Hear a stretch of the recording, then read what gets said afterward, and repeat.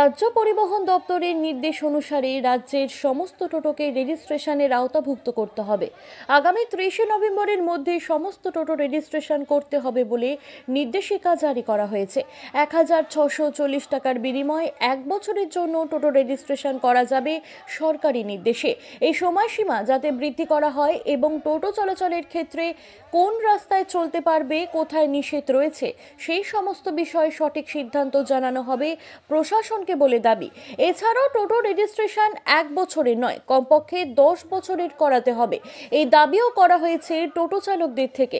আন্দোলনে বাঁকুড়ার ইন্দাস ব্লকের টোটো চালকরা লিখিতভাবে তারা তাদের দাবির কথা পেশ করলেন ব্লক উন্নয়ন আধিকারিকের কাছে। পাশাপাশি পুলিশকেও জানানো হয়েছে তাদের দাবির কথা।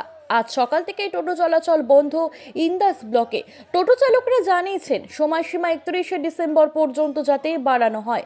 টোটো চালকদের কাছ থেকে যে 1640 টাকা করে নেওয়া হচ্ছে তার বিনিময় যাতে 10 বছরের রেজিস্ট্রেশনের মেয়াদ থাকে তারও দাবি করেছেন তারা।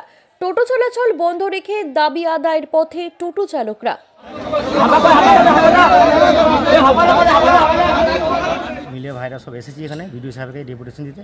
আমাদের অনেকে শুনছে 18,500, অনেকে শুনছি 17,500, অনেকে শুনছি 1640, বা সেটা আমরা কনফার্ম বিডিও সাহেবের কাছে একটা আমরা দরখাস্ত দিলাম আমাদের 3 দফা দাবি নিয়ে, যাতে আমাদের রেজিস্ট্রেশনটা 1 বছরের জায়গায় 10 বছর করা যায়, বা আমাদের রেজিস্ট্রেশন ফিটা যাতে কমানো যায়, তার দাবি। এবং কিছু কিছু হয়তো অনেকের মানুষের শুনছি যে এটা রাজ্য সরকারকে উঠতে দেবে না।